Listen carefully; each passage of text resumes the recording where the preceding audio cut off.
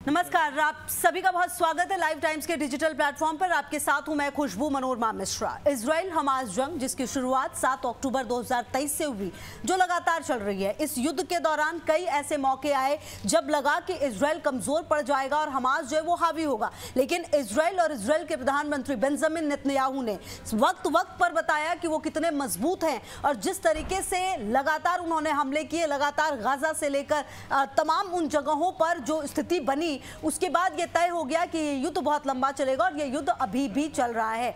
दुनिया एक मोर्चे पर रूस यूक्रेन जंग देख रही है और दूसरे मोर्चे पर हमास और इजराइल की जंग देख रही है। अगर आप इजराइल की बात करें तो इजराइल अब बहुत ज्यादा मजबूत हो रहा है। मजबूत इसलिए क्योंकि अमेरिकी राष्ट्रपति डोनाल्ड ट्रंप ने इजराइल को 900 किलो यानी 2000 पाउंड वाली भारी बमों की सप्लाई पर जो रोक जो बाइडेन ने लगाई थी वो रोक हटा दी है। मतलब अब ये बम जो हैं वो किसके पास है? बेंजामिन नेतन्याहू यानी इजराइल के पास है। अब इजराइल इसका कैसे इस्तेमाल करेगा ये देखने वाली बात होगी, लेकिन उससे पहले आपको ये समझना होगा कि अमेरिकी राष्ट्रपति डोनाल्ड ट्रंप जो कि लगातार कहते रहे, हमास को सीधा सीधा उन्होंने क्लियर कह दिया कि जितने भी आपने इजरायली नागरिकों को अपने कब्जे में लेकर रखा हुआ है उन नागरिकों को आपको वापस देना होगा, वापस कीजिए आप, ये बात कही गई। और नहीं तो आप जो है जो नर्क है उस तरीके का जो मंजर है वो देखेंगे। मतलब कुल मिलाकर वो यही कहना चाहते थे कि आपने जिन लोगों को,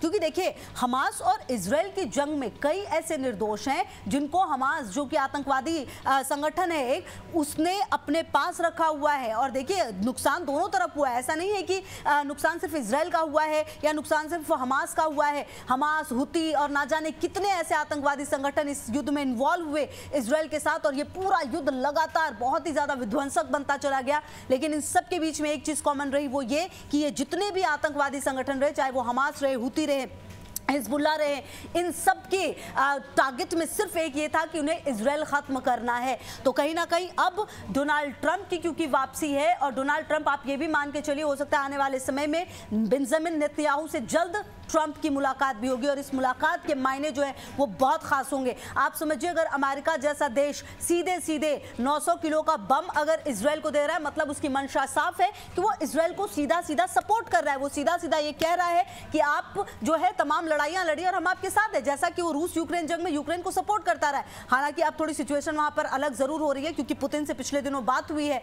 ट्रंप की लगभग 1.5 घंटे, तो अब सिचुएशन थोड़ी अलग जरूर होगी। लेकिन कहीं ना कहीं अब जो मदद ट्रंप की तरफ से कर दी गई है, और अब देखिए दो बातें हैं। पहली बात ये कि क्या अब हमास का वजूद खत्म हो जाएगा, क्योंकि जिस तरह का बम दिया गया है, जिस तरह की बम की सप्लाई की गई है इजराइल को अमेरिका की तरफ से, वो बम इतना शक्तिशाली है कि क्या हमास, क्या गाजा, कई ऐसे क्षेत्र हैं जो कि अपने आप में खत्म हो जाएंगे। कई देश ऐसे हैं उसका इस्तेमाल करने पर उसका नामो निशान मिट सकता है। तो ऐसे में क्या आने वाले समय में हमास, हुती, हिजबुल्लाह, इस तरह की जो आतंकवादी संगठन है, क्या उन पर पूरी तरह से ब्रेक लगने वाला है? और दूसरी बात यह कि क्या अमेरिका ने इसे भेजकर ये सीधा सीधा संदेश दे दिया है कि आपको युद्ध को हर हाल में खत्म करना होगा, वरना, क्योंकि शुरुआत तो उन्होंने कर दी शनिवार तक, मतलब कल तक का समय दिया गया था कि आप जितने आतंकवादी हैं उनको वापस, जो भी शरणार्थी हैं, जितने भी इजरायली नागरिकों को आपने कब्जे में लिया उनको आप छोड़िए, लेकिन उन्होंने छोड़ा नहीं है। और देखिए जो हमास है वो 1-2 ऐसे लोगों को छोड़ा है, उनकी डील ऐसी हुई है, सीजफायर की जो बात की गई है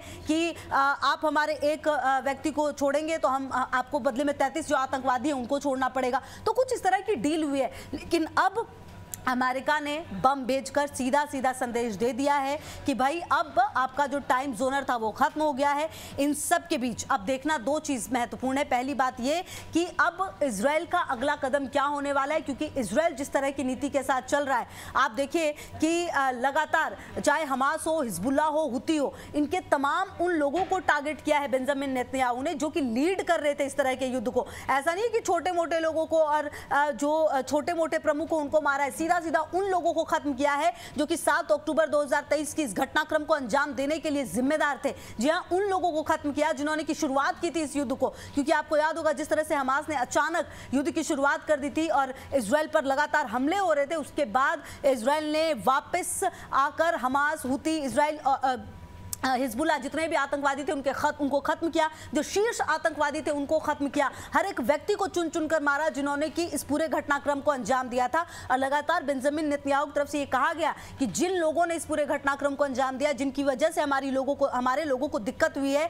उन सबको हम खत्म करेंगे। ये बात बिल्कुल क्लियर है और इसके बीच में जो भी आएगा हम उन्हें भी खत्म करेंगे। तो ऐसे में अब देखिए बेंजामिन नेतन्याहू तो बिल्कुल क्लियर थे और इन सब मामलों में अब लगातार जब क्योंकि अब बम भी मिल चुका है तो कहीं ना कहीं जो मजबूती है वो और ज्यादा हो चुकी है। और ऐसे में आप देखिए कि लगातार क्योंकि बाइडन ने सीधा सीधा कह दिया था कि गाजा में ऑफिशियली बयान था उनका एक्चुअली, क्योंकि बाइडन इसके पक्ष में नहीं थे कि बम भेजा जाए और जो इजराइल है वो इस युद्ध को और ज़्यादा आगे बढ़ाए। उन्होंने कहा था कि गाजा में नागरिक मारे गए हैं, इन बमों का उपयोग जनसंख्या केंद्रों को निशाना बनाने में किया जाता है। मैंने स्पष्ट कर दिया था कि अगर वो रफा में प्रवेश करते हैं तो मैं उन हथियारों की पूर्ति नहीं करूंगा जिसका इस्तेमाल दूसरे शहरों में किया जा रहा है। बाइडन की रोक थी, लेकिन अब इजराइल को जो भेजे जाने वाले बम थे वो अब इजराइल को मिल जाएंगे, क्योंकि इजराइल ने ऑलरेडी पेमेंट कर दिया था। ट्रंप की तरफ से कह दिया गया है कि जो पेमेंट आ गई थी वो बम अब भेजे जा रहे हैं इजराइल। तो देखिए अब देखना यह है कि आने वाले समय में किस तरह के फैसले जो हैं वो लिए जाते हैं बेंजामिन नेतन्याहू की तरफ से। और सबसे बड़ी बात,